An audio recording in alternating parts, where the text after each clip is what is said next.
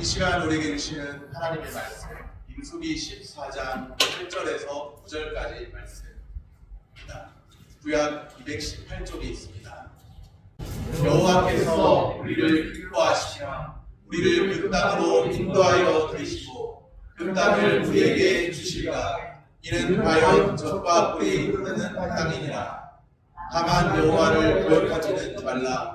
또 그 땅 백성을 두려워하지 말라. 그들은 우리의 먹이라. 그들의 보호자는 그들에게서 떠났고 여호와는 우리와 함께 하시느니라. 그들을 두려워하지 말라 하나. 아멘. 구원적 신앙 두 번째 시간입니다. 지난 시간에는 구원적 신앙인가 구원적 신앙이 아닌 모습들을 살펴보았고요. 오늘은 구원적 신앙인 모습에 대해서 살펴보려고 합니다. 구원적 신앙의 자태라는 제목으로 하나님 말씀입니다.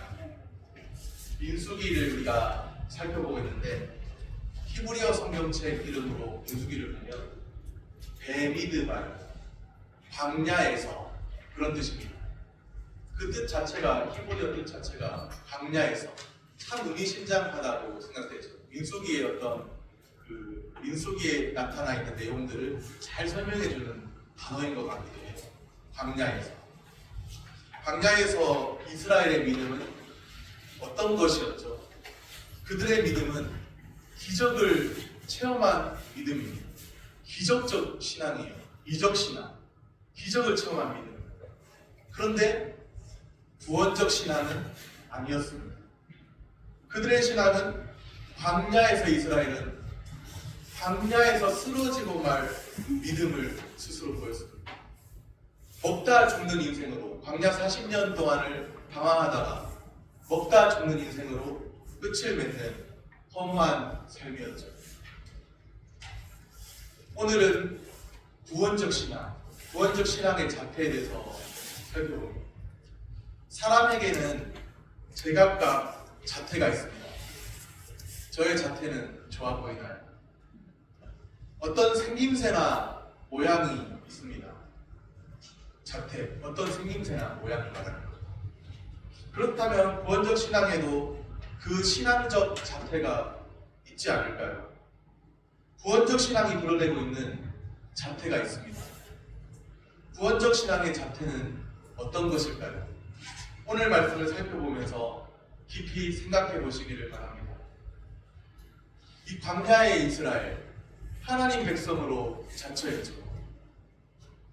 출애굽 사건을 경험했기에 자신들도 하나님 백성이라고 그렇게 생각했습니다. 스스로 하나님 백성이라고. 그런데 자신의 정체성과 사명을 망각한 채 광야에서 원망하고 불평하는 목이 곧은 백성들의 모습을 나타내었습니다. 그들은 광야에서 원망하고 불평을 일삼았습니다. 목이 곧은 백성이라는 표현이 또한 인상적입니다. 광야에서 그들에서. 반면에 하나님 백성의 정체성과 사명을 뚜렷하게 드러내며 사는 사람들이 있죠. 민수기 14장 8절 9절 말씀, 오늘 우리가 읽은 말씀인데요. 민수기 14장 8절 9절 말씀을 우리 한 번 더 같이 읽어보겠습니다. 한 목소리로 같이 읽습니다. 여호와께서 우리를 기뻐하시며 우리를 그 땅으로 인도하여 드리시고 그 땅을 우리에게 주시리라. 이는 과연 젖과 꿀이 흐르는 땅이니라. 다만 여호와를 거역하지는 말라. 또 그 땅 백성을 두려워하지 말라. 그들은 우리의 먹이라. 그들의 보호자는 그들에게서 떠났고 여호와는 우리와 함께 하시느니라. 그들을 두려워하지 말라 하나. 아멘. 그들은 우리의 뭐라고요? 먹이라. 이 말씀을 우리가 지금 보고 있는 성경은 개역개정인데 그 이전 번역, 과거 한글 개역 한글판이라고 하죠. 거기에 보면 그들은 우리의 먹이라 그렇게 말하지 않고 그들은 우리의 밥이라 그렇게 말했습니다. 참 재밌는 표현이에요. 그들은 우리의 밥이다. 이때부터 두 종류의 정체성이 확연히 구별되기 시작합니다. 어떤 사람들은 지난 시간에 본 것처럼 우리는 스스로 보기에도 메뚜기 같으니, 메뚜기, 보잘것없는 존재, 작고 보잘것없고 뭔가 밟으면 쉽게 죽을 것만 같은 그런 메뚜기 정체성을 가진 사람들이 있었습니다. 또 다른 몇몇 사람은요, 그들은 우리의 먹이라, 그들은 우리의 밥이라, 그렇게 말했습니다. 10명은 메뚜기라고 말했고요, 2명은 밥이라고, 그들은 우리의 밥이라고 말했습니다. 이때부터 메뚜기파, 밥파, 이렇게 두 가지로 나눠지게 됩니다. 메뚜기파가 있고요, 교회 안에도 메뚜기파가 있고 또 밥파도 있습니다. 같이 예배를 드리고 있지만 우리는 스스로 보기에도 메뚜기 같아, 그런 사람들도 있고, 또 어떤 사람은 그들은 우리의 먹이다, 밥이다, 우리가 먹을 수 있는 밥이다, 그렇게 말하는 사람들도 있어요. 밥파에 속한 사람들은 나의 정체성을 보잘것없는 메뚜기 같아, 그렇게 말하지 않습니다. 오히려 뭐라고 하느냐, 원수들은 우리의 먹이라, 밥이라, 그렇게 생각하죠. 한편은 생각에서부터 지고 있습니다. 가나안을 정복해야 될 시절인데 가나안 땅을 정탐하고 돌아와서 한편은 이미 생각에서부터 지고 있어요. 우리는 스스로 보기에도 메뚜기 같다. 그런데 또 다른 한편은 생각에서부터 이기고 있습니다. 그래서 어떤 사람들은 12정탐꾼과 관련 있는 오늘 본문을 이렇게 해석하기도 합니다. 10명의 정탐꾼이 있습니다. 12명의 정탐꾼이 있습니다. 그 중에 10명의 정탐꾼은 부정적인 보고를 했고 2명의 정탐꾼은 긍정적인 보고를 했습니다. 부정적인 말을 한 사람들은 가나안 땅, 약속의 땅에 들어가지 못했습니다. 긍정적인 말을 한 사람들만 가나안 땅, 약속의 땅에 들어가게 되었습니다. 하나님께서는 뭐라고 말씀하셨느냐? 너희 말이 내 귀에 들린 대로 시행하시겠다 하셨습니다. 따라서 부정적인 말을 하지 말고 긍정적인 말을 해야 합니다. 늘 긍정적인 고백을 하면서 사시길 바랍니다. 이렇게 해석하시는 분들이 계시답니다. 그런데 이 본문이 과연 긍정적인 말, 부정적인 말 때문에 결과가 달라졌다는 것을 입증하고 있는 본문일까요?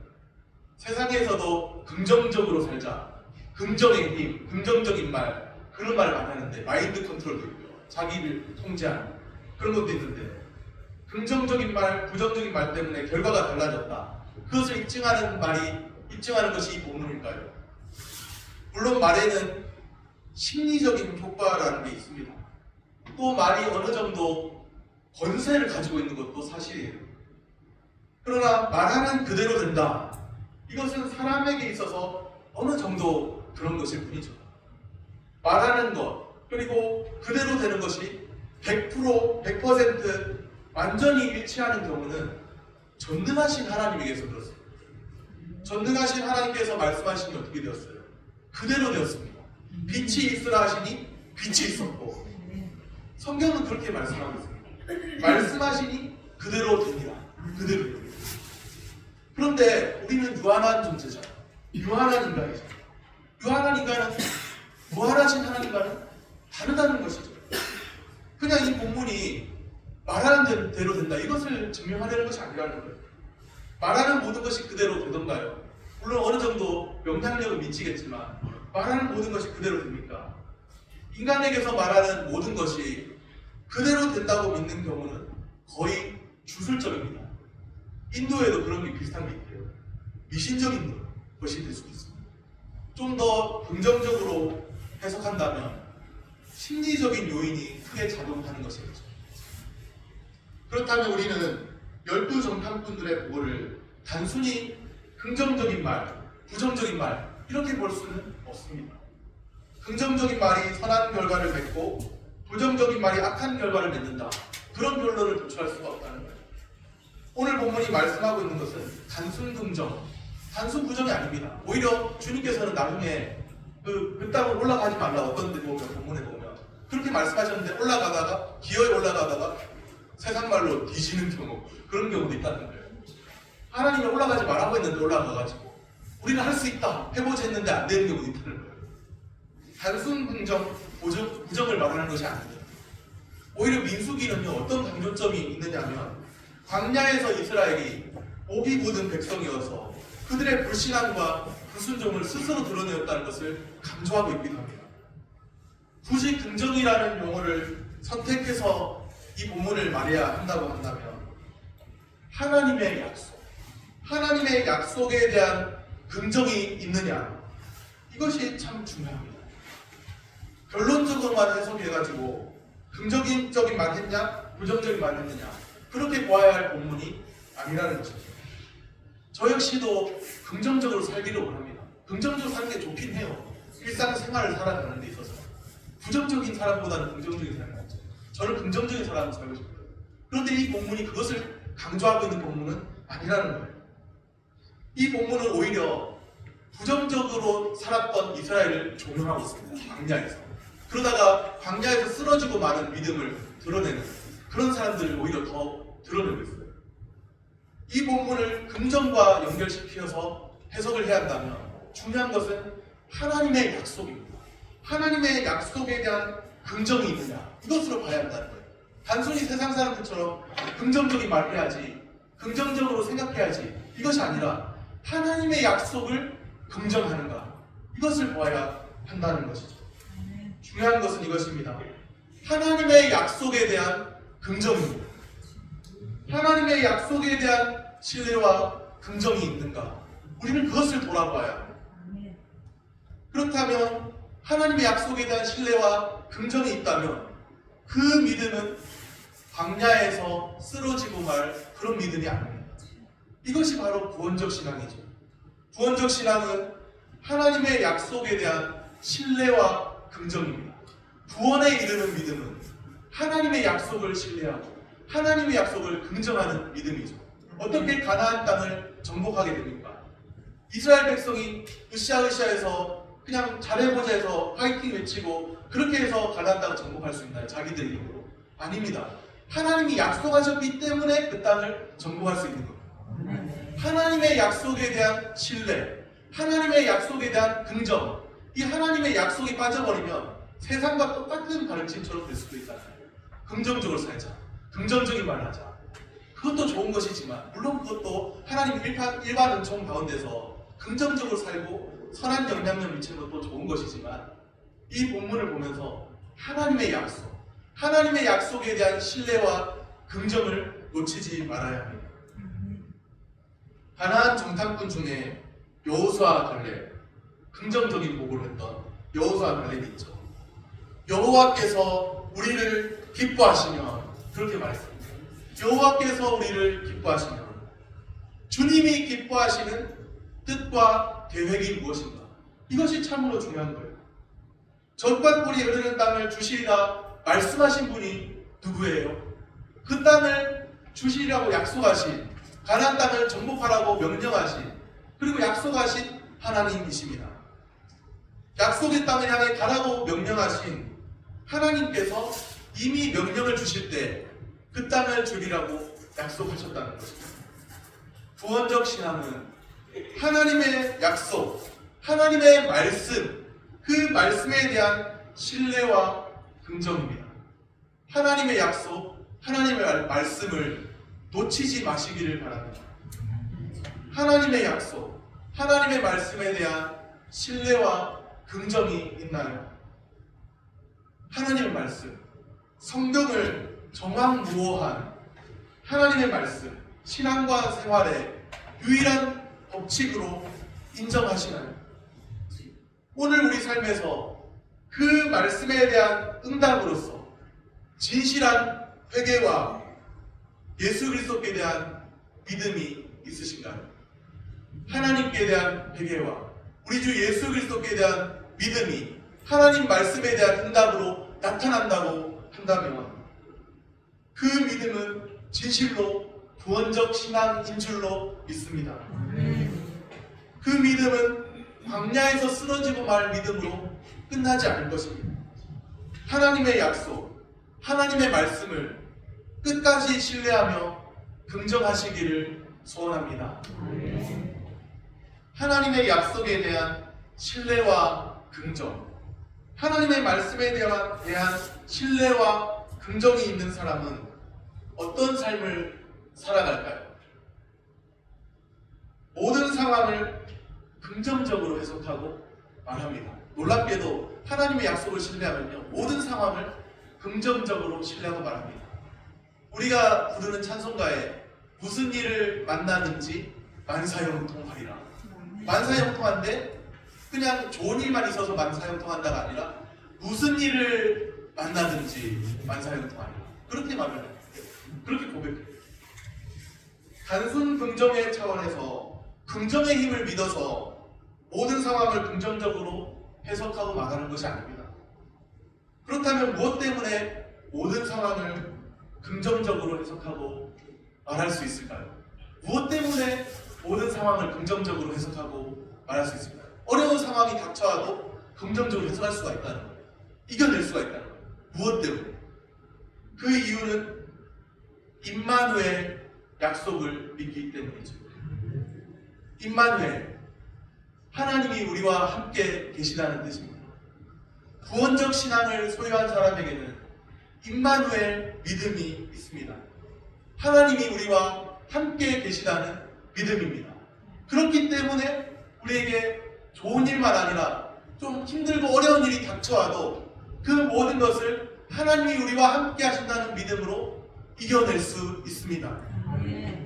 여호수아와 갈렙이 오늘 말씀에서 그렇게 말하죠. 그들의 보호자는 그들에게서 떠났고 여호와는 그 다음 말씀이 뭐라고 했죠? 우리와 함께 하시느니라. 여호와는 우리와 함께 하시느니라. 보라, 처녀가 잉태하여 아들을 낳으리니 그 이름을 임마누엘이라 하리라.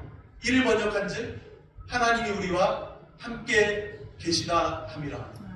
하나님이 우리와 함께 계십니다. 그 믿음이 바로 임마누엘 믿음입니다. 주님이 함께 하시면 모든 상황을 넉넉히 이깁니다. 무슨 일을 만나든지 만사형통하게 될 줄로 믿습니다. 참 아이러니해요. 역설적입니다. 성경에는 역설이 많이 나옵니다. 기적 중심의 신앙이 아니거든요. 기적을 분명히 처음 했지만 기적 중심의 신앙이 아닙니다. 신비주의도 아니에요. 그런데도 결과적으로 주님이 함께 하시면 기적을 체험합니다. 기적 중심의 신앙이 아닌데 주님이 함께 하시면 기적을 체험합니다. 오늘 우리가 살아있다는 그 자체가 기적이죠. 우리같이 악한 자를, 우리가 그렇게 선한 사람이 아닌데 그리스도로 옷 입고 그냥 살아갈 뿐인데 우리 같은 자를, 나 같은 자를 지금까지 살려주셨다는 자체가, 하나님 은혜로 지키시고 인도하셨다는 그 자체가, 내가 주님 앞에 살아가고 있다는, 여전히 살아가고 있다는 그 자체가 기적이죠. 오늘 우리가 모든 상황을 넉넉히 이기면서 살아갈 수 있다는 것, 우리에게 무슨 일이 닥쳐온다 해도 모든 상황을 넉넉히 이기며 살아갈 수 있다는 그 자체가 기적인 줄로 믿습니다. 임마누엘, 하나님이 우리와 함께 하신다는 믿음이 있을까요? 그 믿음이 우리의 모든 상황을 초월하게 합니다. 성경을 제대로 살펴보면 주님과의 동행이 참으로 중요하다는 것을 알 수 있습니다.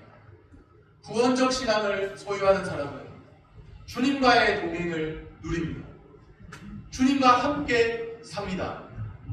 한 지붕 아래서 부부가 함께 살아가는 것처럼 주님과 늘 함께 사는 거예요. 즐거울 때만 부부가 함께 사나요? 힘들 때는 그냥 따로 사나요? 아니잖아요. 즐거울 때나 힘들 때나 부부는 한 지붕 아래서 함께 삽니다. 그렇다면 구원적 신앙을 소유한 사람들도 임마누엘 믿음으로 하나님과 함께 사는 줄로 믿습니다.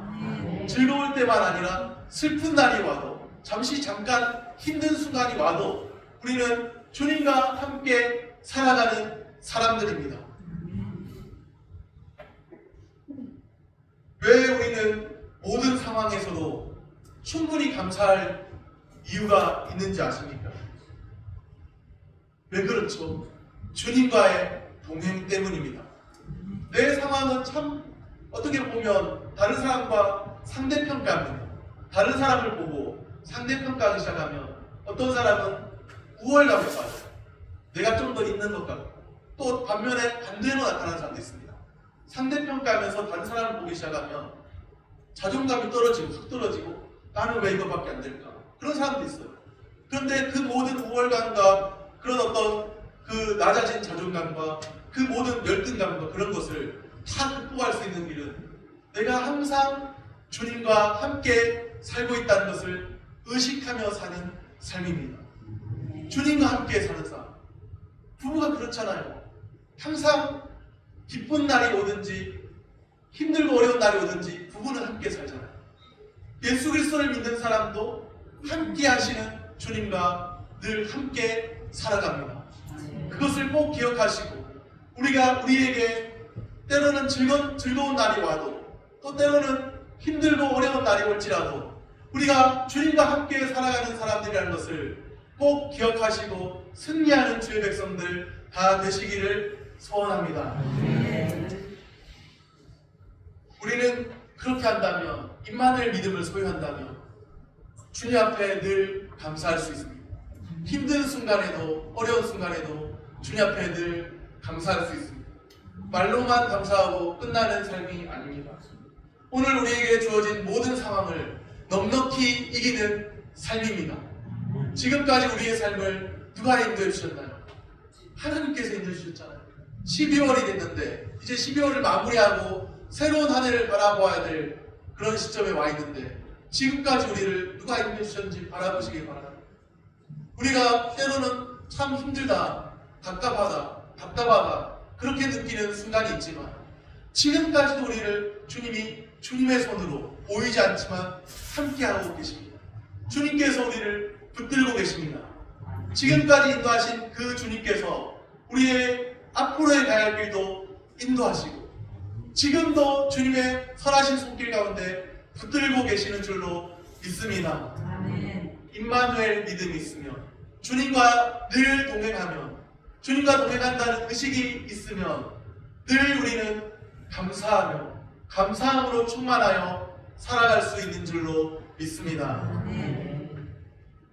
오늘 우리에게 주어진 삶을 주님을 의지함으로 주님과 동행함으로 하나님 백성의 정체성과 사명을 늘 자각하시면서 하나님 앞에 충성되이 살아가는 주님의 사람들 다 되시기를 소원합니다. 우리의 광야의 여정에서 우리에게 주어진 광야만 본다면 하나님이 안 보이고 광야만 본다면 그 광야는 인적이 드물고 먹을 게 없고 마실 게 없잖아요. 그래서 광야의 이스라엘이 목이 고든 백성이 돼서 힘들어했어요. 하나님은 보지 않고 자신들이 인도하셨던 하나님은 보지 않고 광야만 바라보았기 때문에 먹을 것이 없다고 불평하고 마실 물이 없다고 불평하고 그때마다 하나님은요 순간순간 먹을 것을 주셨습니다. 놀랍게도 하늘에서 만나를 내리셨고요. 반석에서 물이 솟게 하셨고요. 하나님 그렇게 목이 고든 백성이라는 그들을 계속해서 인도해 가셨거든요.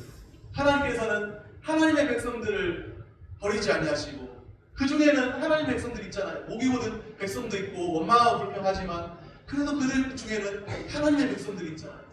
그래서 계속해서 그들을 인도해 오셨거든요. 하나님, 우리의 삶을 인도하신 하나님을, 지금까지 인도하신 하나님을 믿음의 눈으로 바라보셔서 광야만 보지 않고 광야 같은 현실만 보지 않고 광야길에서 우리를 지키신 그 하나님을 믿음의 눈으로 바라보시기를 소원합니다. 오늘 우리에게서 원망과 불평은 이 순간 이후로 사라지면 좋겠습니다.